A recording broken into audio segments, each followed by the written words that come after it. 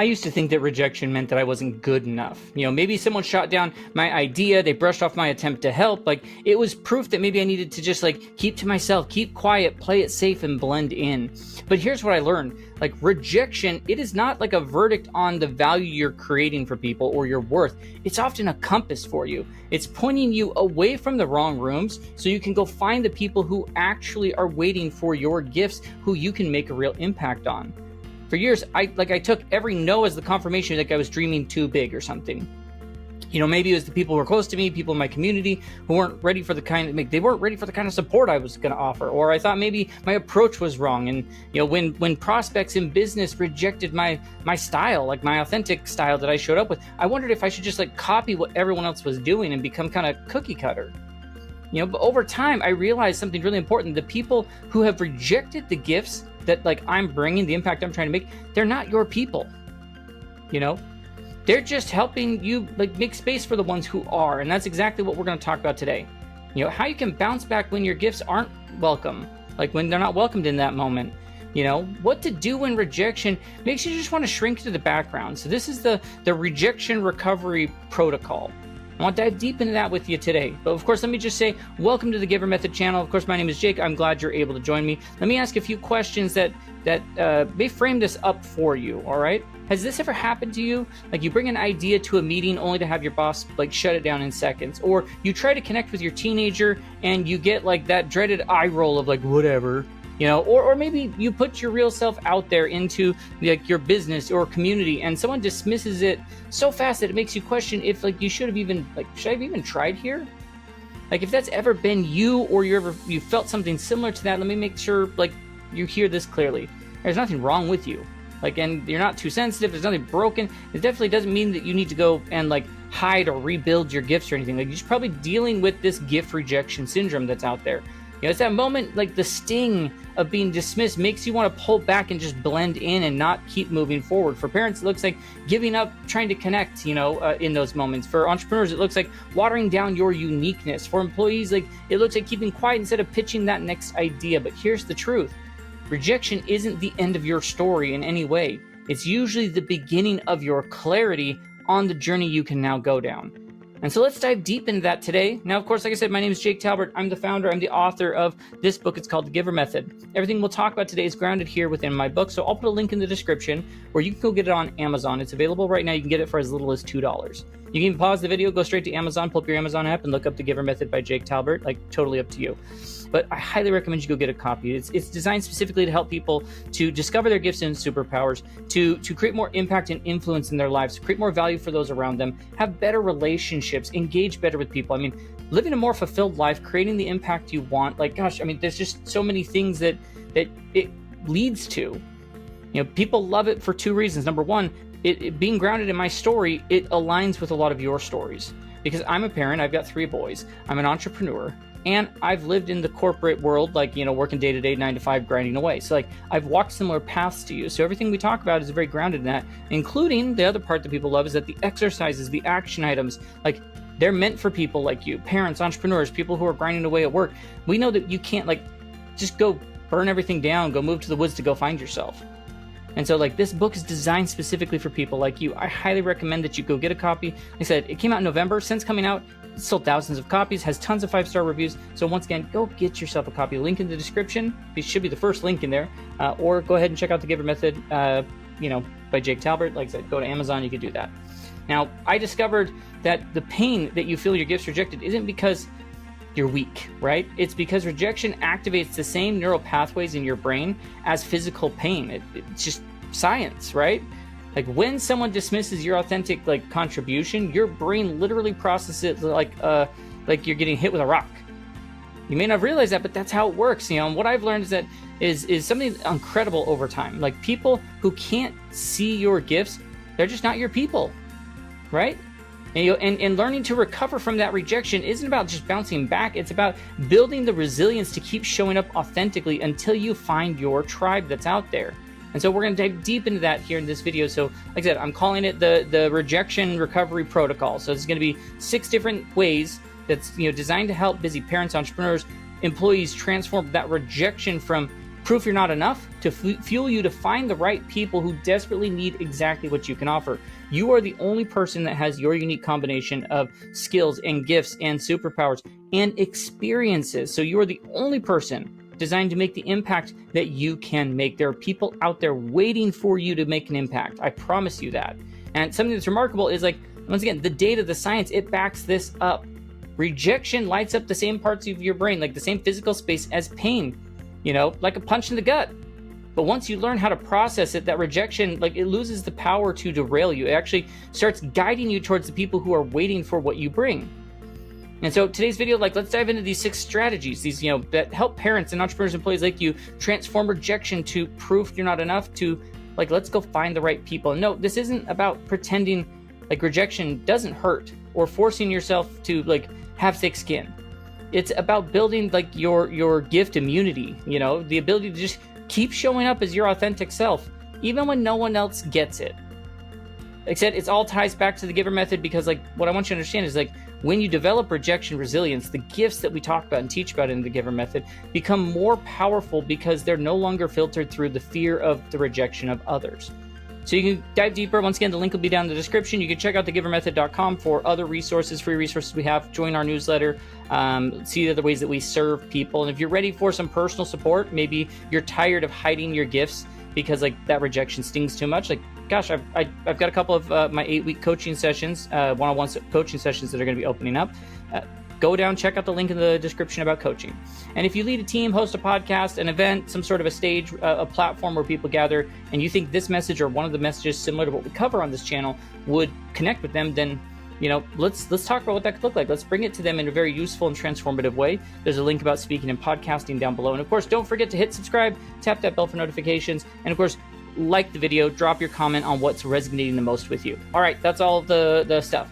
Let's jump in. Let's build your rejection recovery protocol so that you can keep showing up authentically no matter how others are responding to you. And so the first principle is it's this idea of it's the not my room. It's a reframe of thinking about it that's not my room. How you stop taking the rejection personally and understanding that hey, our gifts, our superpowers, they're not designed for everyone. The E in GIVER is about engagements and making sure that we have eager engagements with people. So we want to dive deep into this concept. The deal is, here's the deal with this part. When someone shrugs off your idea, ignores your effort, dismisses that authentic version of you showing up, our brain will scream this, I'm not good enough here. But 9 times out of 10, it's not about you at all. It's about fit. Think about it like this. If you hand someone a fire extinguisher and they don't have a fire, they're gonna be nah, I'm good. Doesn't mean fire extinguishers are useless. Of course, they're not. They're completely needed. It just wasn't the right moment or the right person. Your gifts are the exact same way. They're powerful, but they're not meant for everyone, everywhere, all the time. And so here's where many of us, parents, entrepreneurs, employees, get tripped up. We confuse someone else's readiness with our worth. Teenager rolls their eyes while you're trying to connect. That's not proof you're failing as a parent. It's just them trying to carve out their independence. Client rejects your business approach. That doesn't mean your way was the wrong way. It just means they're maybe not your client. So here's what I want you to do. Here's how you work on this. The next time that rejection sting hits, practice the room check. Ask yourself 3 questions. Was this person even equipped to appreciate what I was offering? Does this person, does their reaction reflect their capacity or my worth? And what would someone who truly values this gift say right now? And then here's the kicker. Get intentional about it. Picturing you, you're actually in the room, and visualize the exact kind of person who would be grateful for exactly what you bring. Parents, maybe that's your kid coming back years later and saying, hey, thanks for always showing up and even pushing me when even I was, not all there. Entrepreneurs, maybe it's that client, who's exhausted from the surface level solutions, finally finds relief in your deeper approach. Whatever that may look like, then when rejection hits, just repeat that phrase, hey, not my room, wasn't the right place. Say it out loud, write it down, let it remind you, this isn't about your worth. It's about finding the space where your gifts are actually meant to fit, because your gifts, they're not designed for everyone. They're designed for the right people at the right time to create the real impact that they need. And rejection, it's just a filter showing you well, it wasn't a waste of energy. It's just the wrong room to find the right people. So let's go find the right people. Now, our second principle kind of leads into the looking at your past, like digging for gold in these old rejections you've had. Like, so how do you turn these past no's into the guidance that you need, right? It's hidden guidance that's just waiting for you. Most of us carry rejection like they're scars and battle wounds that just have never healed. Every no reopens a wound and makes us like wonder if we're really enough. But there's a reframe you can think about it. Like, what if those rejections weren't a punishment, but they're protection? You know, what if your boss shutting down your idea was really saving you from pouring your creativity into a place that would never actually value it? What if the client who passes on your proposal was clearing space for like the better fit down the road? And so this rejection archaeology, we're gonna go dig back through, go back and dig through the old no's with some curiosity instead of shame. And when you do this, like, you'll actually find like what once felt like maybe a failure, a shutdown, a rejection, like is actually a redirection. Those moments weren't evidence that you didn't belong. They were just signals pointing you towards people and places where who will actually see your value. So here's what I want you to do. Start small. Write down maybe 3 to 5 rejections from your past, that maybe still sting a little bit. Moments where you felt dismissed or overlooked or undervalued. Don't dress them up. Just get them down on paper. And then for each one, I want you to ask yourself 3 questions. Number 1 is like, what is the no actually protecting me from? Number 2 would be like, what unhealthy pattern did this stop me from repeating? And number 3, like, if I had said yes, what would the situation have really, would it have really honored my gifts and like the impact I'm trying to make? And of course, start looking for the patterns. Maybe your old boss rejecting your ideas showed you that like you thrive in environments that reward innovation, not conformity. Maybe a friend's dismissal of your the depth that you're looking to give them taught you that you need to surround yourself with people who actually value meaningful connection. And then finally, write out maybe one quick sentence of gratitude where you reframe that rejection that you once had. Like, hey, that no from my boss, like it gave me the courage to look for a place that actually celebrated my ideas.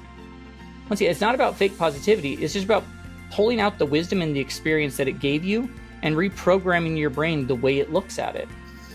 Because unhealed rejection keeps it keeps you jumpy and it keeps you defensive every time that you put yourself out there. It prevents you from putting yourself out there. But when you start like mining out those old the no's for the wisdom that's there, you realize it wasn't any sort of a proof of like you weren't enough. Like they were just course corrections. There's data and research out there that shows that people who make meaning out of their setbacks develop way more resilience and sharper decision-making skills over time. Like very rejections that you thought broke you have actually been the exact ones building you into exactly who you are today. And that's going to lead us into our third principle. Stop letting other people's reactions define your worth. Like, let's protect your identity when the rejection starts to sting. Because it's a huge trap that I see people fall into. Tying your worth to how others respond to you. Like the boss ignores your idea, client passes on that proposal, teenager rolls their eyes, suddenly like your brain goes, well, maybe I'm not valuable after all. Maybe I can't make that connection. Maybe I'm not creating the impact I want. Does that sound familiar? And so that's a worth reaction like fusion. And it's one of the fastest ways that you can drain your confidence. Now the truth is like your worth doesn't disappear just because someone else can't see it. Like a diamond doesn't just become worthless because someone else prefers silver jewelry. Like your gifts don't become useless just because like the room that you're in isn't ready to receive them. Their reaction isn't a verdict, it's data. And so how do you start protecting your identity when this rejection hits? So the first thing is like try this 24-hour rule. Anytime like rejection lands heavy on you, give it 24 hours before making any big decisions about like your worth or your next steps. It gives your brain a chance to settle before it rewrites your story in the heat of the moment. In the heat of the moment, then it's going to change your programming in that frantic mode. Give it some time, give it 24 hours, then come back to it. And then next you can start to build like your value file, your worth file. Where simply it's a running list on maybe your phone like note app or in a notebook or whatever of proof of you and your gifts, like that they matter, that they're making a connection. So think about like all the compliments you've received, the results that you've created, people you've helped, the moments that you made a difference where people then, they thanked you for what you did. Then like when rejection like tries to shout louder than reason, you've got all these like receipts that you can pull out to remind you like of who you are and the impact that you can make.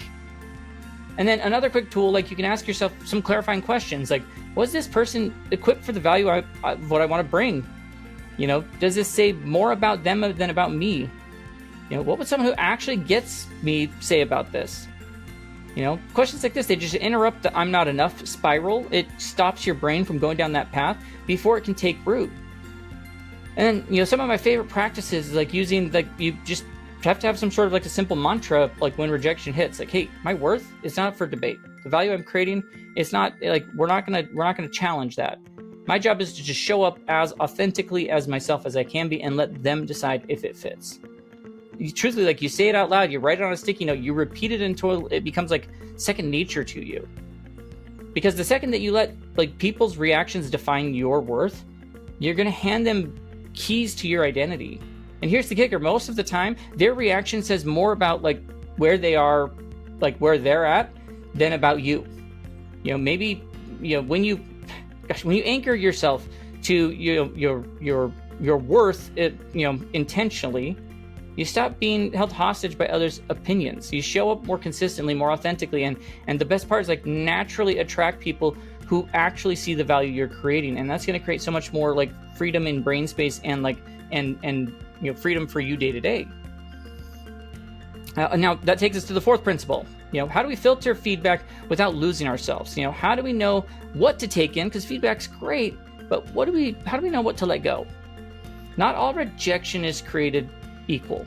Sometimes it hides golden nuggets that we can, help to refine our gifts. Like we talked about in doing the archaeology to go find, these past no's. It's the ones that are hitting, sometimes they're going to give you great gifts. Sometimes, it's just somebody else, projecting their fears or preferences or limitations onto you.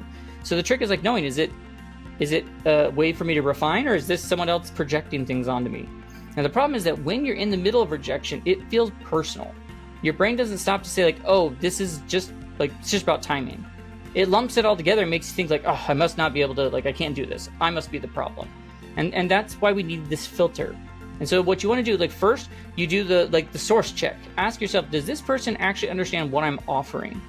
Do they represent the kind of person I want to serve? Are they qualified to even give feedback on this? If the answer is no, then their rejection tells you more about them than about you. And then you can always do a 2-column test where you write down what they said and split it into 2 categories. What did they say about my gift versus about their presence, or situation? You're surprised how much of this falls into the second bucket. That, it's a quick reminder that their reaction doesn't define your worth. And of course, the third thing you can do here is pay attention to how your energy responds. Helpful feedback, sometimes it sparks ideas, even if it does sting at first. Projection, on the other hand, leaves you feeling heavy and ashamed, you have to hide. So your energy is an honest indicator whether that feedback is worth keeping or worth diving more into. And of course, the big thing is if you look for patterns, you keep hearing the same input from people who actually get you and represent your audience, and then maybe it's time to pay attention. But if it's a one-off comment from people outside your lane, just let it go.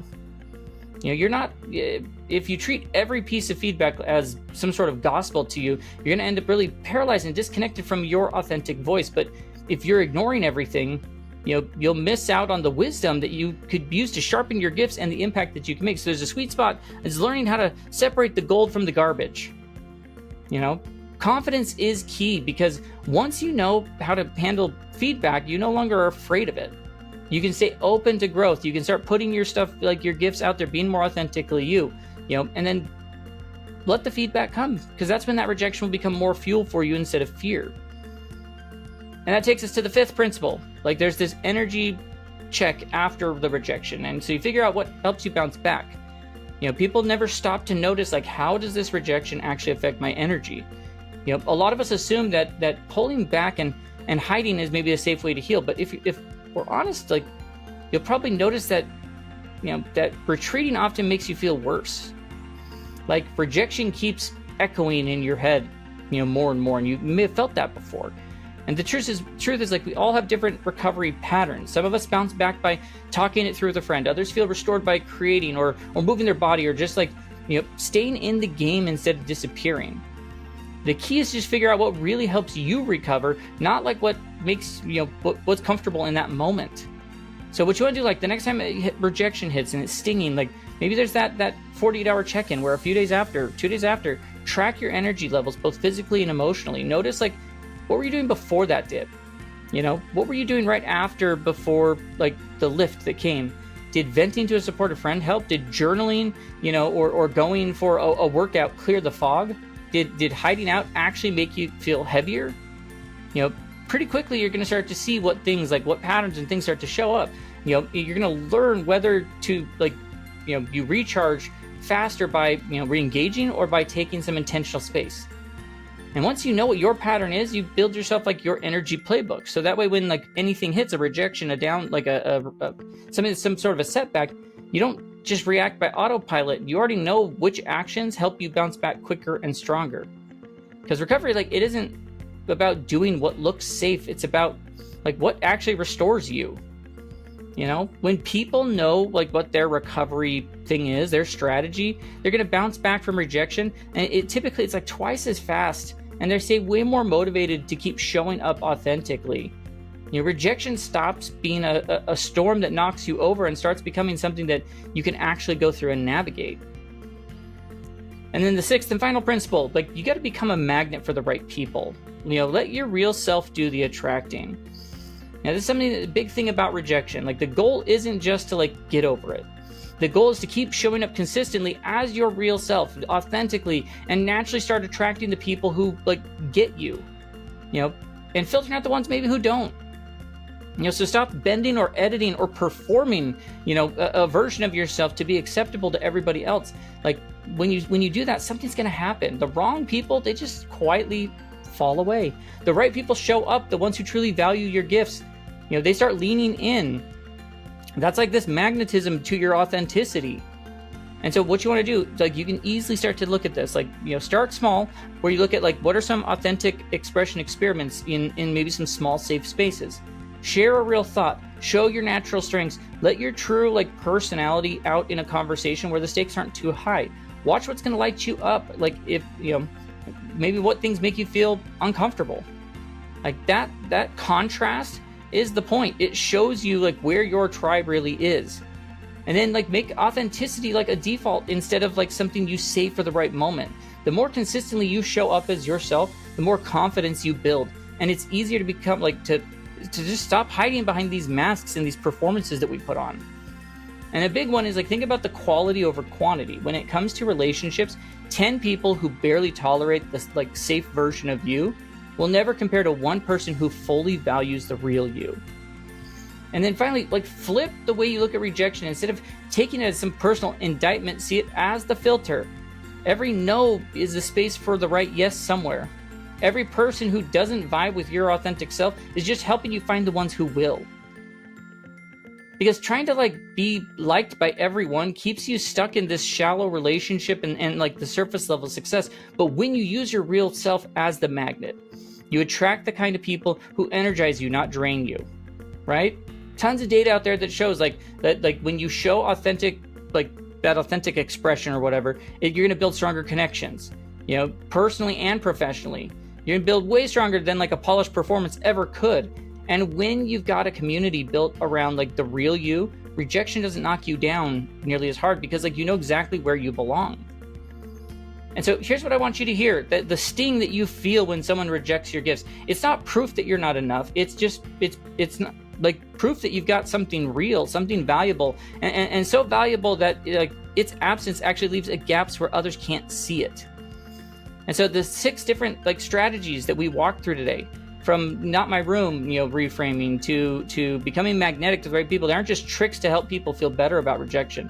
They're an actual roadmap to turning the rejection into the redirection towards where you can make your greatest impact. When you spot the difference between the wrong gift and the wrong room, you stop making rejection about your worth. When you dig back in your past the past rejections you've had, you're going to see how you actually like are been protected from wrong opportunities. And when you separate your value from other people's reactions, rejection stops having power to wreck your confidence. You know, you have the filters, you can track your energy, you keep showing up as your real self. You start building the life where rejection is just information and not a verdict. And then here's the big shift for you. Rejection stops being something that makes you hide and starts being something that points you towards the people who are actually waiting for you to make the true impact that only you can make. Your gifts, like, stop feeling fragile and start feeling like the tools that you can use with real confidence. And most importantly, like, you stop shrinking back in fear and start showing up authentically. knowing the right people are out there, they're looking for you, they're waiting for you. Once again, you're the only person with your combination of gifts, superpowers, and experiences. You are the only person who can make the impact you can make in people's lives. They're waiting for you. The world doesn't need another parent, entrepreneur, or employee, playing small to avoid rejection, performing some show to try and fit in. It needs you showing up with your real voice, your gifts, and your real contribution. That's where impact happens. That's where your confidence is going to build. That's where life stops feeling like this performance and starts feeling like purpose. So don't let the ones who can't see your value keep you from the ones who can. Keep showing up, keep offering your gifts, keep trusting that rejection isn't the end of the road. It's the sorting system that clears the path to your true tribe. Now, if this message, if it hits home for you and you wanted to dive deeper into that, then once again, that's where you're going to go down to the description. The link at the very top of the description, or the first link in the description, is going to be to get access to my book, The Giver Method. Go get it there or on Amazon. Like I said, you can also go to thegivermethod.com, get access to it. You can check out the free resources we have. Here's the thing: the Giver Method, it is the playbook for building the kind of true, normal, authentic success and relationships that are going to last. And if you're tired of letting rejection keep you small and you want someone in your corner, then check out the coaching thing. Like I said, open up a couple of the 8-week coaching sessions. They're one-on-one. You can check out the link below about coaching, where you'll find the details. And if you have a team, a podcast, an event, a community where a message like this could benefit them, then I'd love to talk about how we could work together to bring it to your people in a very real and practical way. The link's down below about speaking and podcasting. Of course, before you go, drop a comment with your biggest takeaways. I always read them. I always like to use those as things that I can use to make future content even better. Of course, hit like on the video, subscribe to the channel, tap that bell for notifications so you don't miss out on the future videos. I post new ones all throughout the week, and I don't want you to miss on anything that's coming. Just remember this, your gifts, they're meant to be shared and not hidden. Your voice, it is truly meant to be heard and not silenced. In your authentic self, it's not just good enough. It's exactly what the right people have been waiting for. They're waiting for it. I promise you that. And so with that, I'll just say thank you so much for spending the time, today watching the video. Hopefully you have a great rest of your day. We will catch you on the next video. Have a good one.